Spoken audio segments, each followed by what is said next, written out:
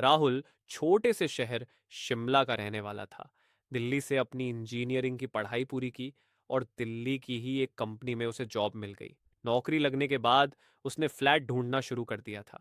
इस बीच इधर उधर खोजबीन के बाद उसे एक फ्लैट रेंट पर मिल गया था। ऑफिस से थका हारा राहुल घर पहुंचा और उसने रात का खाना खाया और उसके बाद किताबें पढ़ते पढ़ते उसे कब नींद आ गई पता ही नहीं चला।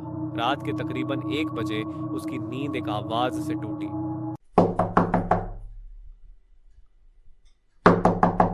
आवाज घर के मेन गेट से आ रही थी।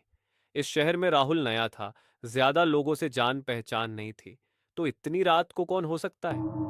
जैसे जैसे वो दरवाजे की तरफ आगे बढ़ रहा था, उसे ऐसा लग रहा था मानो कोई उसके पीछे खड़ा हो, पर पीछे देखने की उसकी हिम्मत नहीं थी। जैसे ही राहुल दरवाजे के पास गया तो आवाज अचानक बंद हो गई। राहुल ने दरवाजा खोला तो वहां कोई नहीं था।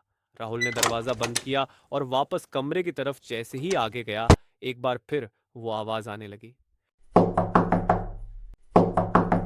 दरवाजा खोलने के लिए उसने जैसे ही हाथ आगे बढ़ाया, आवाज अचानक बंद हो गई और इस बार आवाज पीछे के दरवाजे से आ रही थी। पीछे एक कमरा था जो ब्रोकर ने राहुल को नहीं दिया था और उस कमरे में ताला लगा था और दरवाजे को कोई अंदर से धक्का दे रहा था। राहुल डर के मारे बिल्डिंग से भागा और अपने दोस्त संदीप को फोन किया। राहुल ने सारी बात बताई और आधे घंटे बाद संदीप उसके घर के पास था। दोनों एक साथ घर के अंदर गए। चारों तरफ सन्नाटा था, ना कोई दस्तक ना कोई आवाज।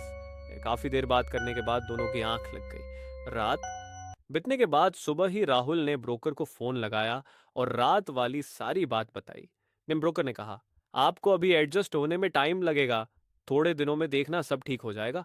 राहुल को भी ब्रोकर की बात सही लग रही थी। उसी दिन राहुल जब घर आया तो वो अपने घर का ताला खोल ही रहा था कि तभी पीछे से आवाज आई।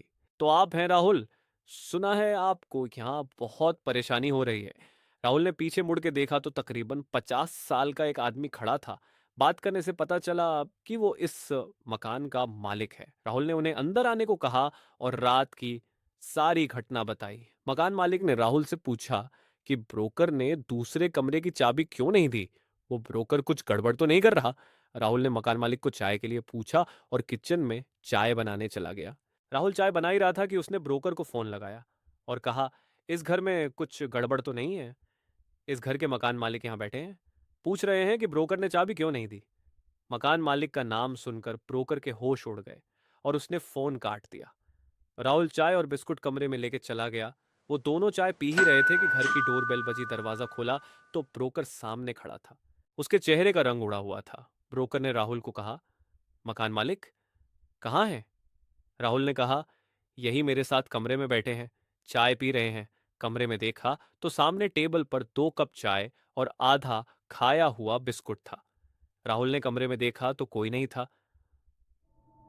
हैरानी है कि यह बात है कि उस घर में निकलने का बस से एक ही रास्ता था, जहां थोड़ी देर पहले राहुल और ब्रोकर खड़े थे।